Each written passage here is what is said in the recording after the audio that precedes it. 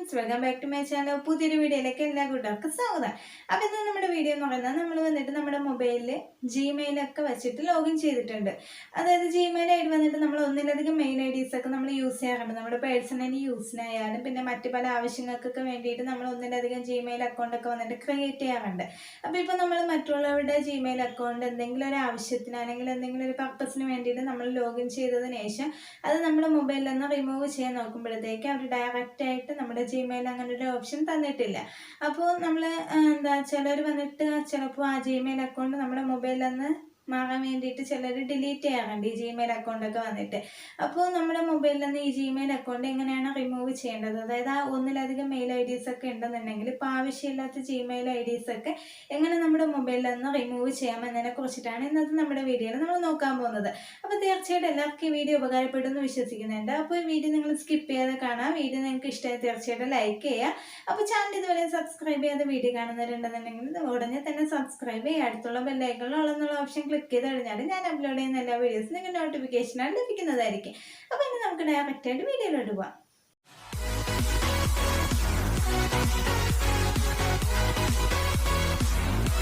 ഞാനിവിടെ എൻ്റെ Gmail open ചെയ്തിട്ടുണ്ട്. ജിമെയിൽ ഓപ്പൺ ചെയ്യുമ്പോഴത്തേക്ക് നമുക്കിങ്ങനെ ഒരു ഇൻ്റർഫേസ് ആയിരിക്കും കാണാൻ സാധിക്കുക. എന്നിട്ട് നമ്മളിവിടെ നോക്കുമ്പോഴത്തേക്ക് ഇവിടെ മുകളിലായിട്ട് നമ്മുടെ പ്രൊഫൈലിൻ്റെ ഒരു ഐക്കൺ ഇവിടെ കാണുന്നുണ്ട്. അതിൽ ക്ലിക്ക് ചെയ്ത് കൊടുക്കുക.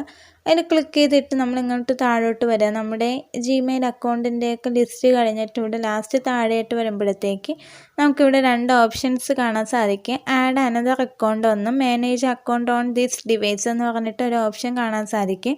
അതിന് manage account on this device എന്നുള്ളതിൽ ക്ലിക്ക് ചെയ്ത് കൊടുക്കുക. അങ്ങനെ ക്ലിക്ക് ചെയ്ത് കൊടുക്കുമ്പോഴത്തേക്ക് നമുക്കിങ്ങനെ ഒരു പേജായിരിക്കും ഓപ്പണായി കിട്ടുക. ഇതിൽ വന്നിട്ട് നമ്മുടെ മൊബൈലിലെ എല്ലാ ജിമെയിൽ ഏതൊക്കെ ജിമെയിലിൽ ലോഗിൻ ആക്കിയിട്ടുണ്ടോ അതിൻ്റെ എല്ലാ ലിസ്റ്റ് നമുക്കിവിടെ കാണാൻ സാധിക്കും. അപ്പോൾ ഇപ്പോൾ ഇതിൽ ഏതാണ് നമുക്ക് ഇതിൽ നിന്ന് റിമൂവ് ചെയ്യേണ്ടത് എന്നുള്ളതിൽ ഇതിൽ ചൂസ് ചെയ്ത് കൊടുക്കുക. ഞാനിപ്പോൾ ഇവിടെ ഒന്ന് ചൂസ് ചെയ്യുകയാണ്. ചൂസ് ചെയ്ത് കൊടുക്കുമ്പോഴത്തേക്ക് നമുക്കിങ്ങനെ ഒരു പേജ് ഇവിടെ ഓപ്പണായി കിട്ടും. ഇപ്പോൾ ഇവിടെ കണ്ടില്ലേ, റിമൂവ് അക്കൗണ്ട് എന്ന് പറഞ്ഞിട്ട് ഒരു ഓപ്ഷൻ ഇവിടെ കാണാൻ സാധിക്കുന്നുണ്ട്.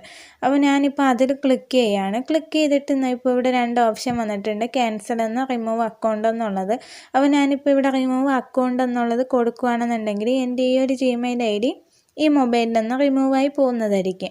അപ്പോൾ ഞാനിവിടെ കൊടുക്കുന്നില്ല, ജസ്റ്റ് നിങ്ങൾക്കിത് കാണിച്ചു തരാൻ വേണ്ടിയിട്ടാണ് ഞാനിപ്പോൾ ഈ ഒരു ഓപ്ഷൻ ഇവിടെ എടുത്തത്.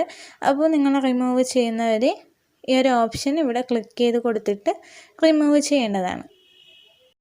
അപ്പോൾ ഇന്നത്തെ നമ്മുടെ വീഡിയോ എല്ലാവർക്കും ഉപകാരപ്പെട്ടു എന്ന് വിശ്വസിക്കുന്നുണ്ട്. അപ്പോൾ വീഡിയോ കുറിച്ചിട്ടുള്ള എന്തെങ്കിലും ഡൗട്ടുകളൊക്കെ ഉണ്ടെന്നുണ്ടെങ്കിൽ നിങ്ങൾ എനിക്ക് കമൻറ്റ് മുഖേന രേഖപ്പെടുത്താം.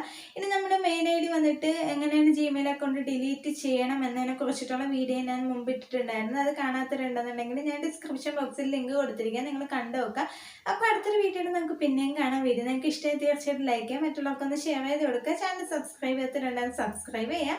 അടുത്തുള്ള ബെല്ലൈക്കണിലുള്ള ഓപ്ഷൻ ക്ലിക്ക് ചെയ്ത് കഴിഞ്ഞാൽ ഞാൻ അപ്ലോഡ് ചെയ്യുന്ന എല്ലാ വീഡിയോസിനും നോട്ടിഫിക്കേഷനാണ് ലഭിക്കുന്നതായിരിക്കും. Thank you.